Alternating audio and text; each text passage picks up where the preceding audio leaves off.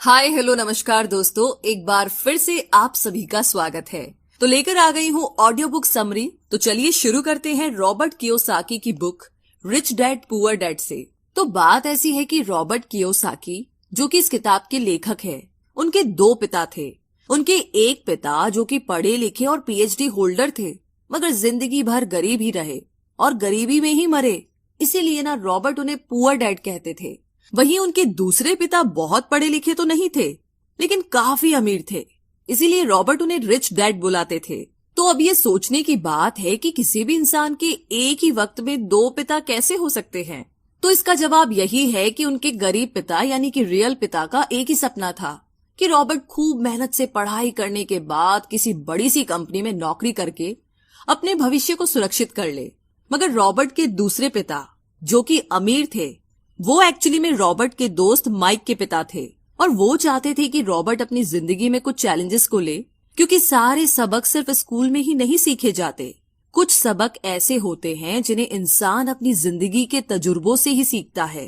तो स्कूली पढ़ाई सिर्फ आपको अच्छे ग्रेड्स तो दिला सकती है, लेकिन जिंदगी की पढ़ाई बहुत कुछ सिखाती है। बेशक पढ़ाई लिखाई की अपनी अहमियत है, मगर सिर्फ इसके भरोसे बैठ करके ही सब कुछ हासिल नहीं किया जा सकता। तो चलिए जानते हैं कि एग्जैक्टली हमें क्या करना है और कैसे करना है। उसके लिए पहला प्रिंसिपल कहता है कि अमीर लोग पैसे के लिए काम नहीं करते। सुनने में थोड़ा अजीब है, लेकिन इस लाइन को समझने के लिए ये कहानी आपकी काफी मदद करेगी। तो होता ऐसा ही कि एक आदमी था जिसके पास एक गधा था। जब भी उसे अपने गधे से कुछ मेहनत करवानी होती थी तो वो एक गाजर को उसके सामने लटका देता था। उस गाजर को देखते ही गधा उसे खाने के लालच में काम करता चला जाता था। उसे बड़ी उम्मीद थी कि एक दिन वो उस गाजर तक पहुंच ही जाएगा। अभी उस आदमी के लिए तो एक अच्छी खासी तरकीब बन गई काम करवाने की, मगर बेचारे गधे को कभी भी वो गाजर नहीं मिल पाई। अब पूछिए क्यों? क्योंकि वो गाजर बस एक छलावा है। बहुत से लोग ठीक उस गधे की तरह ही होते हैं। वो मेहनत पर मेहनत किए चले जाते हैं इस उम्मीद में कि एक दिन वो अमीर बन जाएंगे, मगर पैसा उनके लिए महज एक सपना बन के रह जाता है। इस सपने के पीछे भागने से आप उस तक कभी नहीं पहुंच सकते। तो पैसे के लिए काम करने की बजाय पैसे को अपने लिए काम करने दीजिए। जब आप अमीर बनना चाहते हैं तो सिर्फ पैसे कमाने के लिए काम ना करें, क्योंकि जिस तरीके से हम अमीर बनने की राह में कदम बढ़ाते हैं, हमारा डर और लालच हम पर हावी होने लगता है कि कहीं हम गरीब के गरीब ही ना रह जाए। बस इसी डर से हम और ज्यादा मेहनत करने में जुट जाते हैं। फिर हमारा लालच हम पर हावी होने लगता है। हम उन सारी खूबसूरत चीजों की कल्पना करने लगते हैं जो पैसे से हासिल की जा सकती है। अब यही डर और लालच हमें ऐसे चक्कर में उलझा देता है जो कि कभी भी खत्म नहीं होता। तो हम अब और मेहनत करते हैं कि और ज्यादा कमा सके, और फिर हमारा खर्च भी उसी हिसाब से बढ़ने लगता है। तो इसी को अमीर डैड रैट रेस कहते हैं। अब इसका नतीजा ये हुआ कि हम पैसे कमाने के लिए हद से ज्यादा मेहनत करते हैं, खर्च करते हैं, और ये एक ट्रैप है, यानी कि ये एक जाल है। और आपको लालच और डर का ये ट्रैप अवॉइड करना है, क्योंकि हम में से ज्यादातर लोग जो अमीर होना चाहते हैं वो इसी ट्रैप का शिकार हो जाते हैं। तो पैसे के पीछे मत भागिए, बल्कि पैसे को अपने पीछे भागने के लिए मजबूर कर दीजिए। आपकी नौकरी लगी है तो आप काम पर ये सोच करके मत जाइए कि हर महीने आपको एक पेचेक लेना है, क्योंकि वो पेचेक आपके सारे बिल्स मुश्किल से ही भर पाता है। वैसे ये हर महीने की कहानी बन जाती है। फिर तंग आकर के आप कोई दूसरी नौकरी ढूंढ करके और ज्यादा मेहनत करने लगते हैं, लेकिन तब भी आप पैसे के लिए ही काम कर रहे होते हैं। और यही वजह है कि आप कभी भी अमीर नहीं बन। और इसी के साथ आगे है तीसरा प्रिंसिपल, जो कि कहता है कि लायबिलिटीज और एसेट्स के बीच में फर्क समझे और हमेशा एसेट्स खरीदे। वैसे सुनने में ये बड़ी आसान सी बात लगती है ना, लेकिन यही एक नियम है जो आपको अमीर बनाने में मदद करेगा। अक्सर गरीब और मिडिल क्लास लोग लायबिलिटीज को यानी कि जिम्मेदारियों को एसेट समझ लेते हैं, यानी कि अपनी संपत्ति समझ लेते हैं। मगर अमीर जानता है कि असल में एसेट्स होते क्या है, और वो वही खरीदता है। अमीर डैड किस यानी कि KISS किस प्रिंसिपल में यकीन रखते हैं, जिसका मतलब है कीप इट सिंपल स्टूपिड। उन्होंने लेखक और उसके दोस्त माइक को यही सिंपल बात सिखाई, जिसकी बदौलत वो इतनी मजबूत फाउंडेशन रखने में कामयाब रहे। इस सी की यही सिंपल बात है कि लाइबिलिटीज यानी कि अपनी जिम्मेदारियों और एसेट्स यानी कि संपत्ति के बीच में फर्क को समझे और एसेट्स खरीदे। लेकिन अगर ये इतना ही सिंपल है तो हर आदमी अमीर होता है ना। मगर यहाँ पर मामला उल्टा है। ये एक्चुअली में इतना सिंपल है कि हर कोई इस बारे में सोचता तक नहीं है। लोगों को लगता है कि उन्हें लाइबिलिटीज और एसेट्स के बीच में फर्क पता है, मगर उन्हें सिर्फ लिटरेसी के बारे में मालूम है, फाइनेंशियल लिटरेसी के बारे में नहीं।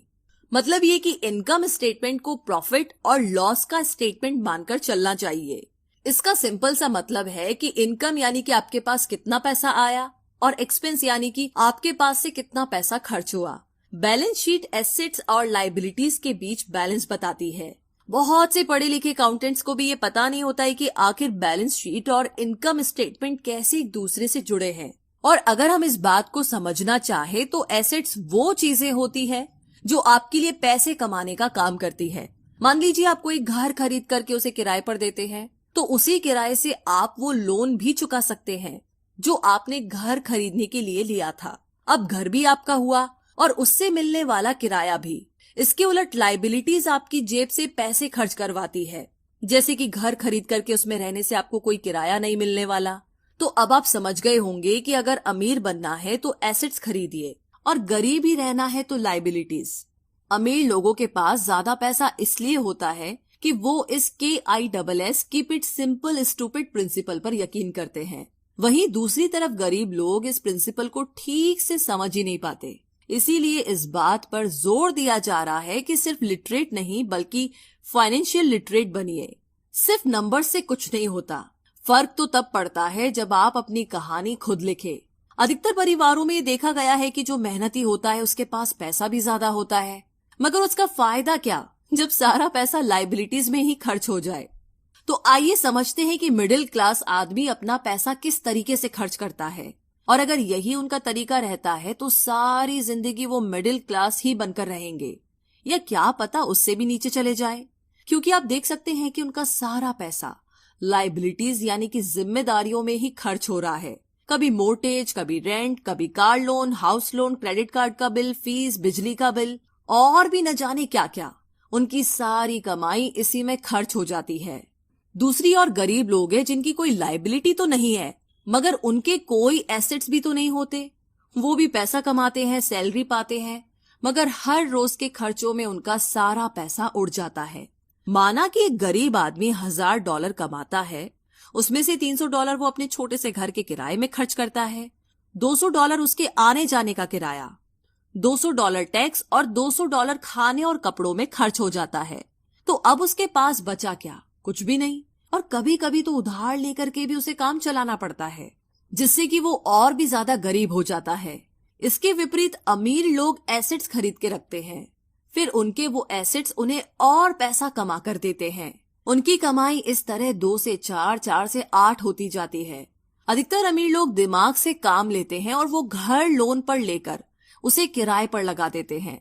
बिना मेहनत के हर महीने किराया मिलता है, जिससे वो अपना लोन भी चुकता कर लेते हैं। इसे कुछ यूं समझते हैं, आप मानिए कि लोन की इंस्टॉलमेंट $1 है, तो ये अपने घर का $2 किराया वसूल करेंगे, $1 बैंक को देंगे, $1 अपनी जेब में।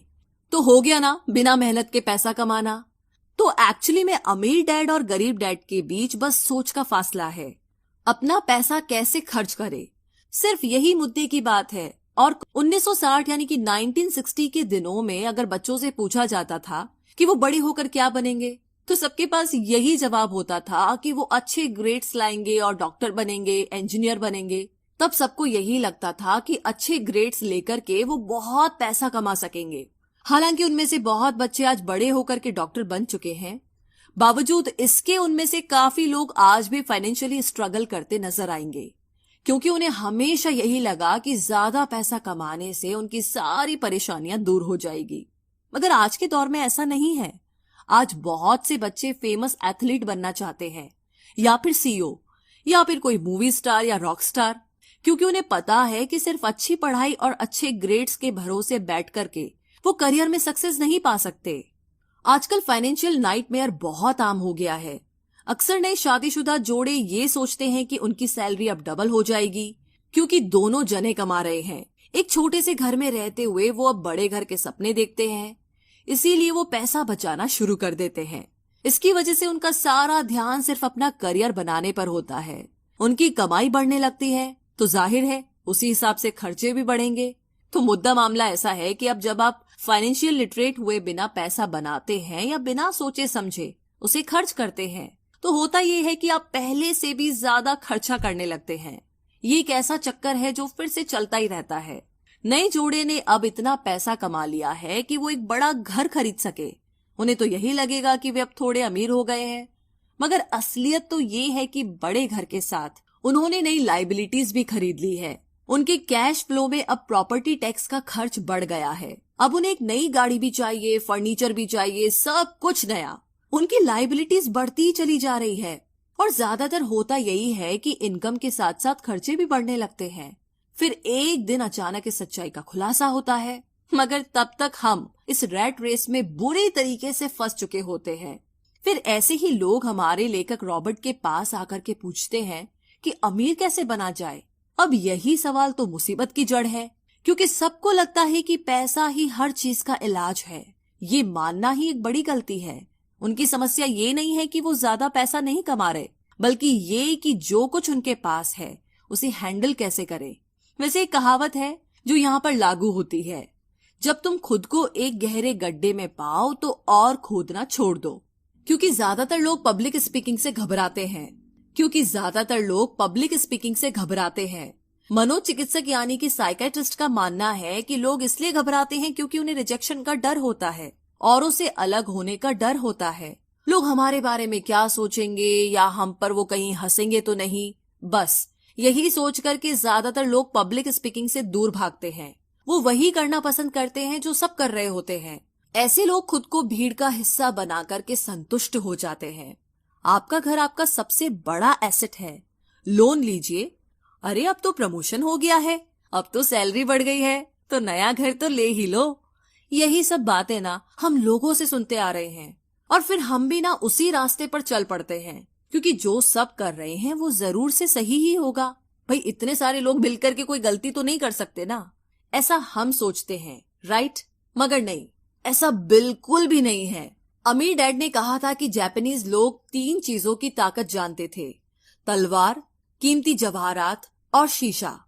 तलवार बाजुओं की ताकत का प्रतीक है, कीमती जवाहरात पैसे की ताकत का, और शीशा खुद के अंदर छुपी हुई ताकत को दिखाता है। और वही हमारी सबसे बड़ी ताकत है जब आप खुद को जानते हैं। शीशे के सामने अगर आप खुद से सवाल पूछ सकते हैं कि मैं सही हूं या मुझे भी भीड़ का हिस्सा बनकर रहना चाहिए, तो जो जवाब आपको मिलेगा बस वही आपकी असली ताकत है। तो गरीब और मिडिल क्लास खुद को पैसे का गुलाम बनने देते हैं, इसीलिए वो कभी भी अमीर नहीं बन। 16 साल के रॉबर्ट और माइक अमीर डैड के साथ हर उस मीटिंग में जाया करते थे जो वो अपने अकाउंटेंट, मैनेजर्स, इन्वेस्टर और एम्प्लॉयज के साथ रखा करते।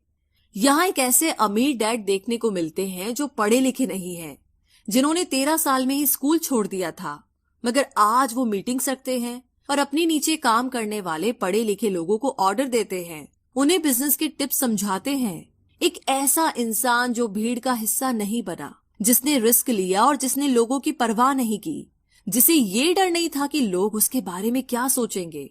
इन मीटिंग्स का नतीजा ये हुआ कि लेखक और उनका दोस्त दोनों ही स्कूली पढ़ाई में मन नहीं लगा पाए।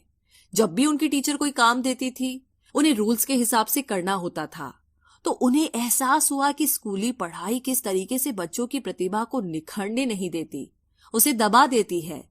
उनकी क्रिएटिविटी को मार कर उन्हें एक सांचे में ढालकर इस समाज का एक मशीनी हिस्सा भर बना देती है।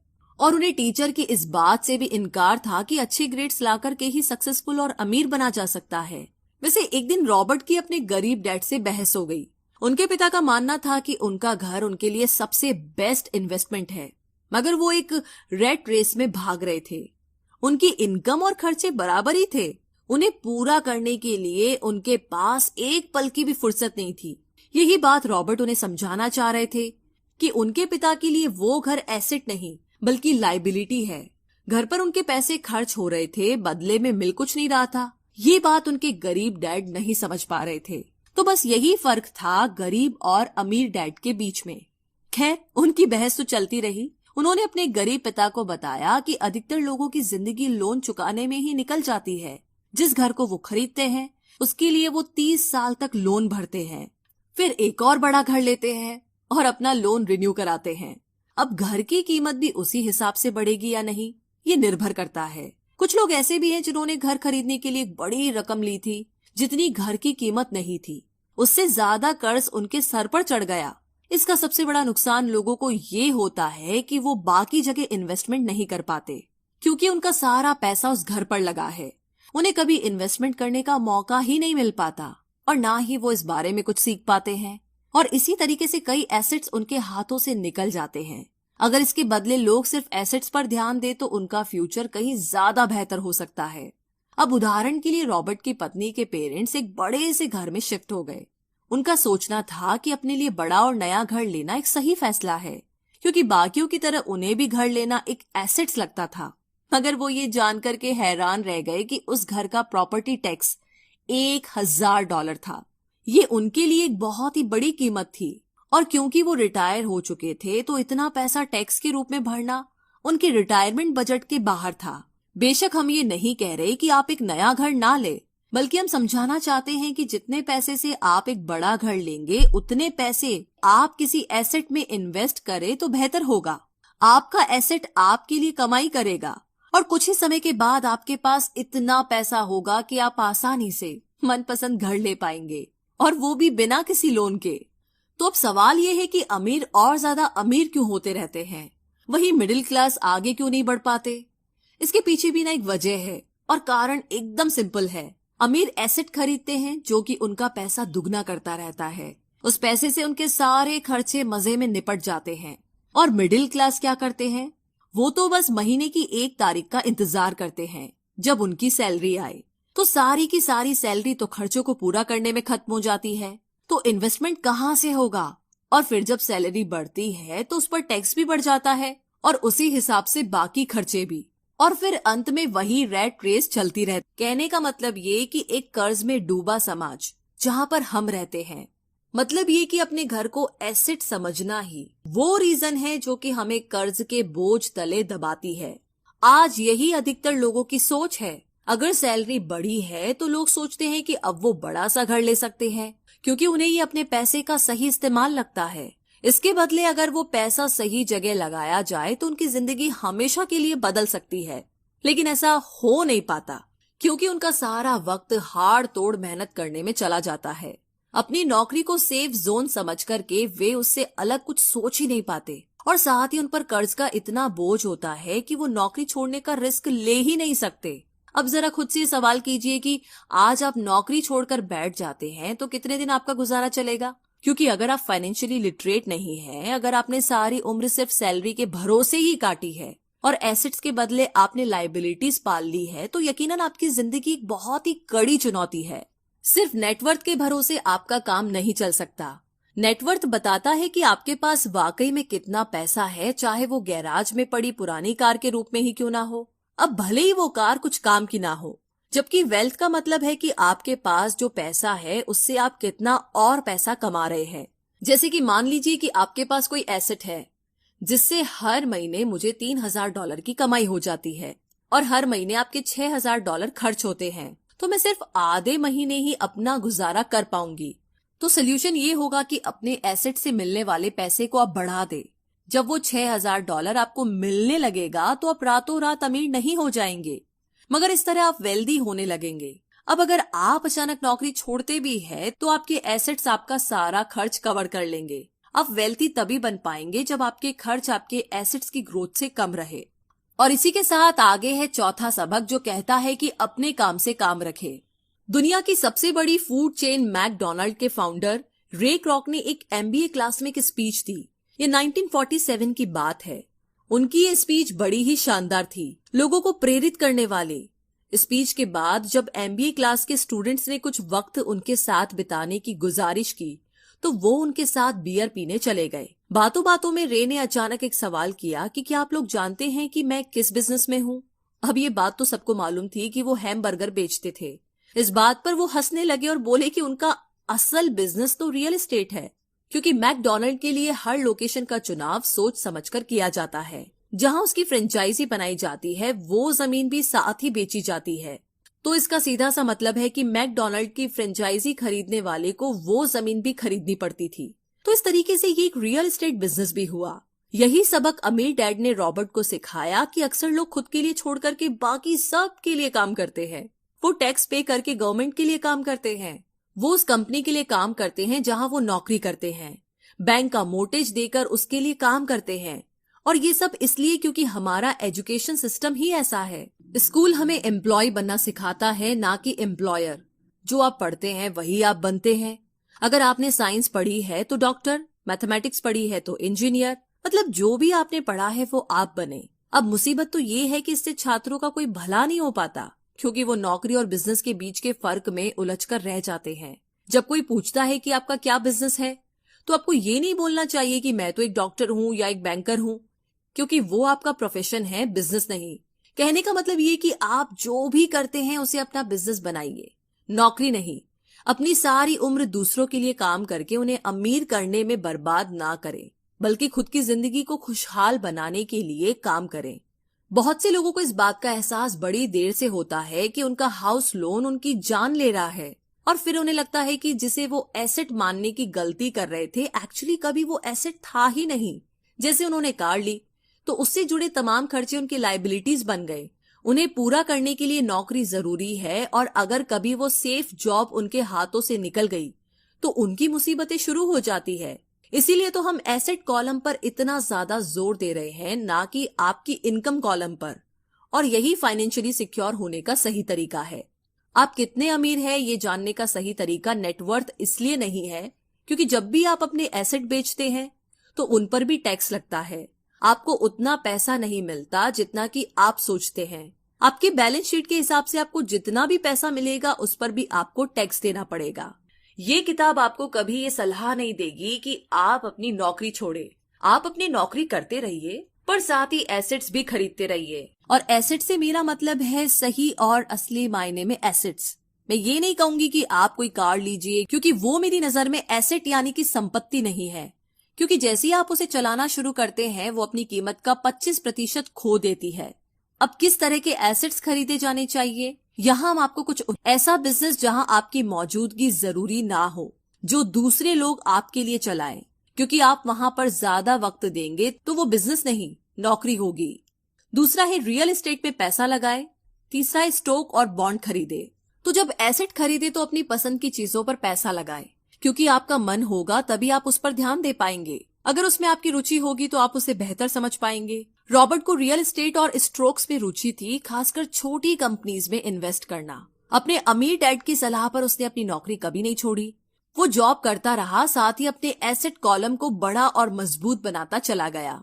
एक पैसा भी जो आप कमाते हैं उसे बेकार न जाने दे। अपने पैसे को अपना गुलाम मानकर चलिए, जो कि आपके लिए काम करे। आप लग्जरी खरीदना चाहते हैं, शौक से खरीदे, कोई बड़ी बात नहीं। मगर ये ना भूले कि अमीर और मिडिल क्लास में यही सोच का फर्क है। जहाँ मिडिल क्लास पैसा आते ही पहले लग्जरी में खर्च करेगा, वहीं अमीर आदमी उसे अंत में खरीदेगा। और इतना समझ लेने के बाद अब अगले सिद्धांत में आप अमीर लोगों के सबसे बड़े सीक्रेट के बारे में जानेंगे। तो चौथा सिद्धांत कहता है कि अमीर पैसा इन्वेंट करते हैं। अलेक्जेंडर ग्राहम बेल ने टेलीफोन इन्वेंट करने के बाद उसे पेटेंट कर दिया था। इनका बिजनेस बढ़ा और संभालने में मुश्किल होने लगी तो वो वेस्टर्न यूनियन गए और उन्हें अपना पेटेंट और छोटी सी कंपनी $1,00,000 में बेचने की पेशकश की। उस वक्त के वेस्टर्न यूनियन के प्रेसिडेंट ने पेशकश को ठुकरा दिया। उन्हें ये दाम कुछ ज्यादा ही लग रहे थे, और फिर उसके बाद एक बड़ी कंपनी AT&T का जन्म हुआ। रॉबर्ट 1984 से प्रोफेशनल तौर पर पढ़ा रहे हैं। एक चीज जो हजारों लोगों को पढ़ाने के बाद उन्होंने जानी तो वो ये कि उन सब लोगों में पोटेंशियल था, बल्कि हर एक इंसान में पोटेंशियल है जो कि हमें महान बना सकती है। इसके बावजूद जो हमें रोकता है वो है खुद पर डाउट रखना। स्कूल छोड़ने के बाद हमें पता चलता है कि जिंदगी में आगे बढ़ने के लिए सिर्फ ग्रेड्स ही काफी नहीं होते। जैसे सिर्फ स्मार्ट लोग ही आगे नहीं बढ़ते, बल्कि वे बढ़ते हैं जो कि बोल्ड भी होते हैं। ये सच है कि फाइनेंशियल जीनियस होने के लिए इसकी नॉलेज भी होनी चाहिए, मगर साथ ही हिम्मत और बोल्डनेस भी चाहिए। ज्यादातर लोग पैसे के मामले में कोई रिस्क नहीं लेना चाहते, मगर अमीर होने के लिए आपको रिस्क लेने ही पड़ेंगे, क्योंकि हो सकता है कि आने वाले सालों में एक नया बिल गेट्स पैदा हो या अगला अलेक्जेंडर ग्राहम बेल, और बाकी शायद दिवालिया बनकर गरीब हो जाए। अब ये आपकी मर्जी है, आप इनमें से क्या बनना चाहते हैं। अगर आप अपना फाइनेंशियल IQ बढ़ाते हैं तो बहुत कुछ हासिल कर सकते हैं, और अगर नहीं तो आने वाले साल और भी डरावने हो सकते हैं, क्योंकि हर पुराना जाता है तो नया आता है। तो जो आज है वही सबसे खुशहाल वक्त है। आज के दौर में लोग ज्यादा फाइनेंशियली स्ट्रगल कर रहे हैं क्योंकि उनकी सोच अभी भी पुरानी है। फिर वे अपनी गलती ना मानकर या तो अपने बॉस को इल्जाम देंगे या नई टेक्नोलॉजी को। जो कभी कल के दौर में एसेट था वही आज लायबिलिटी बन चुका है। तो आपको अपडेट रहने की जरूरत है। रॉबर्ट ने एक गेम डिजाइन किया जिसे वो कैश फ्लो कहते हैं। ये लोगों को सिखाता है कि पैसा कैसे काम करता है, अमीर बनने की राह क्या है और रैट रेस से बाहर कैसे निकले। ये सारी चीजें इस गेम से समझाने की कोशिश की गई है। एक दिन एक औरत आई। गेम खेलने के दौरान उसने एक बोट कार्ड जीता, जिसका मतलब था कि उसने उस गेम में एक बोट जीती।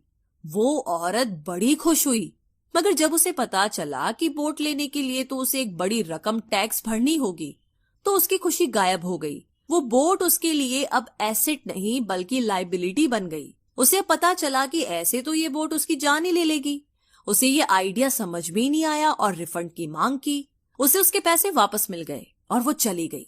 मगर बाद में उसने फोन करके बताया कि उसे अब गेम का आइडिया कुछ समझ में आने लगा था। वो उस गेम से अपनी लाइफ को जोड़ करके देख पा रही थी। पैसा कैसे काम करता है इस बात को समझ न पाने की वजह से उसका गुस्सा जायज था। हम भी अक्सर यही करते हैं, जो बात हमारी समझ से परे होती है उस पर गुस्सा आता है और हम जिंदगी की हर परेशानी के लिए उसे ब्लेम करना शुरू कर देते हैं। मगर अगर ठंडे दिमाग से सोचे तो ये तरीका एकदम गलत होगा। बेहतर होगा कि हम उन्हें समझने की कोशिश करें तो गेम ऑफ लाइफ जीत सकते। बहुत से लोग कैश फ्लो गेम में खूब पैसा जीतते हैं, फिर उन्हें समझ ही नहीं आता कि उस पैसे का क्या करे, तो वो हैरान होने लगते हैं। इसकी वजह है उनकी पुरानी सोच जो आगे नहीं बढ़ने देती, और फिर वो बाद में सारा पैसा ही हार बैठते हैं। कुछ लोग कहते हैं कि वे हार गए क्योंकि उनके पास सही पत्ते नहीं थे। बहुत से लोग इस तरह जिंदगी में सही मौकों की तलाश पे बैठे रहते हैं। कुछ लोग तो सही मौका मिलता भी है तो उसका फायदा नहीं उठा पाते, क्योंकि वो कहेंगे कि उनके पास पैसा ही नहीं था। अब कुछ ऐसे भी होते हैं जिन्हें पैसा और मौका दोनों मिले फिर भी वो कुछ हासिल नहीं कर पाए, क्योंकि एक्चुअली में वो समझ ही नहीं पाए कि ये एक अपॉर्चुनिटी है। फाइनेंशियल इंटेलिजेंस का मतलब है कि आप पैसे को लेकर कितने क्रिएटिव हो सकते हैं। अगर आपको मौका मिलता है तो बगैर पैसे के आप क्या करेंगे, और अगर पैसा है मगर मौका नहीं तो उस सूरत में आप क्या करेंगे। ये सब आपकी फाइनेंशियल इंटेलिजेंस पर निर्भर करता है। ज्यादातर लोग इस बात का एक ही सोल्यूशन जानते हैं कि खूब मेहनत करके खूब पैसा कमाया जाए, लेकिन आपको सीखना है कि अपने लिए मौका कैसे पैदा किया जाए, ना कि उसके इंतजार में बैठे रहे। सबसे खास बात अमीरों की जो है वो ये है कि उन्हें पता है कि पैसा असली चीज नहीं है। असली चीज है इसका सही मतलब जानना। ये जान लेना कि जो हमें चाहिए वो हम इससे बना सकते हैं। हमारा दिमाग हमारे लिए सबसे बड़ा एसेट होता है। यही हमें सुपर रिच बना सकता है या सुपर पुअर। निर्भर करता है कि हम कैसे इसका इस्तेमाल करें। जो लोग सफल हैं उनके साथ कदम मिलाकर चलना है तो आपको ये सीखना पड़ेगा कि पैसा बढ़ाने की चाहत को खुद के अंदर कैसे पैदा करें। आपको अपने सबसे बड़े एसेट यानी कि आपके दिमाग को इन्वेस्ट करने की जरूरत है। आपको फाइनेंशियली इंटेलिजेंट होना पड़ेगा। तो आइए इसे हम समझते हैं एक उदाहरण से। 1990 के दशक में एरिजोना और फोनिक्स के आर्थिक हालात बुरे चल रहे थे। वहां के लोगों को हर महीने $100 बचाने की सलाह दी जा रही थी। बुरे वक्त के लिए पैसा बचाने का विचार कुछ हद तक सही भी है, मगर उस पैसे का क्या फायदा जो आप जमा करते जाते हैं। इससे तो अच्छा है कि उनका कुछ हिस्सा इन्वेस्ट किया जाए जो कि आगे चलकर आपको फायदा दे। खैर, बात करते हैं एरिजोना और फोनिक्स के लोगों की जो आर्थिक तंगी झेल रहे थे। ऐसे में इन्वेस्टर को ये एक बढ़िया मौका लगा। लोग जो अपनी प्रॉपर्टी अपने पौने दामों में बेच रहे थे उसे कई इन्वेस्टर्स ने हाथों हाथ खरीद लिया। रॉबर्ट ने भी $75,000 की कीमत वाला एक घर सिर्फ $20,000 में खरीद लिया। इसके बाद उन्होंने अर्टोनी के ऑफिस में एक एड दिया, $75,000 वाला घर सिर्फ $60,000 में। बस इसे लेने के लिए ग्राहक टूट पड़े। रॉबर्ट का फोन बजना बंद ही नहीं हो रहा था। ये पैसा उनको उस एसेट से मिलने जा रहा था जो उन्होंने प्राइमरी नोट के रूप में ग्राहक से लिया था, और उन्हें ये पैसा कमाने में केवल 5 घंटे लगे उन्होंने जो $40,000 इन्वेंट करे वो उनके एसेट कॉलम से क्रिएट हुए थे और बगैर टैक्स के उन्होंने अचानक ही मिले एक मौके का फायदा उठाकर ये पैसा क्रिएट अपने इनकम कॉलम में ऐड कर लिए। कुछ सालों के बाद ही उनके इस बिजनेस ने इतना पैसा क्रिएट किया कि उनकी कंपनी की कार, गैस इंश्योरेंस, क्लाइंट के साथ डिनर, ट्रिप और बाकी चीजें सब कवर हो गई। जब तक गवर्नमेंट उन खर्चों पर टैक्स लगाती, इनमें से ज्यादातर चीजें प्री टैक्स एक्सपेंसेस में खर्च हो चुकी थी। कुछ सालों के बाद ही जो घर $60,000 में बिका था, अब वो $1,10,000 का था। अभी भी उनके पास कुछ मौके थे, मगर वो इतने कम थे कि उनके लिए रॉबर्ट को एक वैल्यूएबल एसेट लगाना पड़ता और अपना वक्त भी। तो वो आगे बढ़ गए। उन्हें अब नए मौकों की तलाश करनी थी। अब आप एक सवाल खुद से कीजिए, मेहनत करना भी बहुत मेहनत का काम है। 50% टैक्स भरिए और बाकी बचाइए। अब वो सेविंग्स आपको 5% इंटरेस्ट देगी और फिर उस पर भी आप और टैक्स भरे। इससे तो अच्छा होगा कि आप अपना पैसा और टाइम अपने सबसे पावरफुल एसेट यानी कि अपने दिमाग पर इन्वेस्ट करें और फाइनेंशियली इंटेलिजेंट बने। ये दुनिया कभी भी एक सी नहीं रहती, जो आज है कल नहीं होगा। कभी मंदी तो कभी तेजी का दौर चलता रहेगा। वक्त के साथ टेक्नोलॉजी और भी बेहतर होती जाएगी। आज मार्केट ऊपर है तो कल नीचे होगा। खासकर स्टॉक मार्केट तो हर रोज बदलता है। मगर इससे आपको क्या फर्क पड़ेगा अगर आप फाइनेंशियली इंटेलिजेंट है तो, क्योंकि आप तो हर हालात के लिए तैयार रहेंगे। आपको जिंदगी में बेशुमार मौके मिलेंगे जहां पर आप अपनी फाइनेंशियल इंटेलिजेंट का फायदा उठा सकते हैं। जरूरत है तो बस उन मौकों को लपकने की। अमूमन हम दो तरह के इन्वेस्टर देख सकते हैं। पहले वो जो पैकेज इन्वेस्टमेंट खरीदते हैं और ये काफी आसान और बगैर झंझट का काम है। दूसरे इन्वेस्टर अपने लिए खुद ही इन्वेस्टमेंट क्रिएट करते हैं। इनको आप प्रोफेशनल भी कह सकते हैं। जितना ये इन्वेस्ट करते हैं उससे कई गुना ज्यादा पैसा बना लेते हैं। अब अगर आप इस तरह के इन्वेस्टर बनना चाहते हैं तो आपको खास तौर पर इन 3 स्किल्स को समझने की। पहली, ऐसी अपॉर्चुनिटी ढूंढिए जो कि बाकी ना ढूंढ सके। याद रहे कि आपका दिमाग वो देख सकता है जो बाकियों की आंखें भी नहीं देख पाए। दूसरा है पैसा बढ़ाइए। जब पैसे की जरूरत पड़े तो मिडिल क्लास केवल बैंक जाता है, मगर दूसरे टाइप के इन्वेस्टर पैसा बढ़ा करके कैपिटल रेज करते हैं। उन्हें हमेशा बैंक की जरूरत नहीं पड़ती। और आगे है तीसरा, स्मार्ट लोगों को ऑर्गेनाइज कीजिए। इंटेलिजेंट लोग वो होते हैं जो अपने से ज्यादा स्मार्ट लोगों के साथ मिलकर के काम करते हैं। इसीलिए इन्वेस्ट करने से पहले अपने इन्वेस्टमेंट एडवाइजर को चुनें। मुझे मालूम है कि ये सब आपके लिए कुछ ज्यादा है, मगर इसके रिवॉर्ड्स तो बड़े ही शानदार है। जिंदगी में रिस्क बहुत है, लेकिन उन्हें हैंडल करना सीख करके ही आप अमीर बन पाएंगे। और इसी के साथ आगे है 5वां प्रिंसिपल, सीखने के लिए काम करे, पैसे के लिए नहीं। तो बात ऐसी है कि एक बार एक जर्नलिस्ट ने रॉबर्ट का इंटरव्यू लिया था। रॉबर्ट उसके आर्टिकल पहले भी पढ़ चुके थे और उस जर्नलिस्ट के लिखने की स्टाइल से बहुत ही प्रभावित थे। इंटरव्यू जब पूरा हुआ तो उस जर्नलिस्ट ने रॉबर्ट को बताया कि वो एक मशहूर लेखिका बनकर उनकी ही तरह एक दिन फेमस होना चाहती है। तो रॉबर्ट ने उससे पूछा, तो ऐसा क्या है जो उन्हें मशहूर होने से रोक रहा है? इस सवाल के जवाब में उस जर्नलिस्ट ने कहा, उनकी जॉब आगे नहीं बढ़ पा रही है। इस पर रॉबर्ट ने सुझाव दिया कि उस जर्नलिस्ट को कोई सेल्स क्लास ज्वाइन कर लेनी चाहिए। जर्नलिस्ट ने बताया कि उनकी एक दोस्त उन्हें पहले ही ये ऑफर दे चुकी है, मगर उन्हें ये छोटा काम लगता है। वो ये भूल गई थी कि रॉबर्ट खुद कभी सेल्स स्कूल जा चुके थे।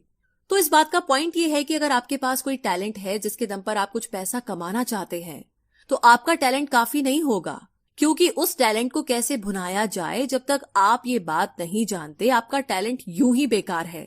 जब तक आप उसे लोगों के सामने पेश करने का हुनर नहीं सीख जाते, आप कुछ नहीं कमा सकते। तो बेचने की कला सीखने में कोई शर्म की बात नहीं है। किसी भी सेल्समैन को इसके लिए शर्मिंदा नहीं होना चाहिए। एक जो सबसे बड़ा फर्क अमीर डैड और गरीब डैड के बीच में था, वो ये कि गरीब डैड हमेशा नौकरी की चिंता करते थे कि जॉब हमेशा सिक्योर रहे, क्योंकि एक सेफ जॉब ही उनके लिए सब कुछ थी। जबकि अमीर डैड हमेशा सिर्फ और सिर्फ कुछ सीखने पर जोर देते थे। अमीर बनने के लिए आपको बहुत कुछ सीखना पड़ेगा। इसके अलग पहलू को देखें तो स्कूल हमें रिवॉर्ड करते हैं किसी एक ही खास चीज में महारत के लिए। इसका एक उदाहरण देखिए, जब डॉक्टर मास्टर की डिग्री लेते हैं तो उसके बाद किसी एक स्पेशल फील्ड में डॉक्टरेट करते हैं, जैसे कि पीडियाट्रिक या कुछ और। मतलब एक छोटे से विषय पर उन्हें बहुत पढ़ना पड़ता है उस फील्ड में महारत के लिए, और यही उनका रिवॉर्ड होता है।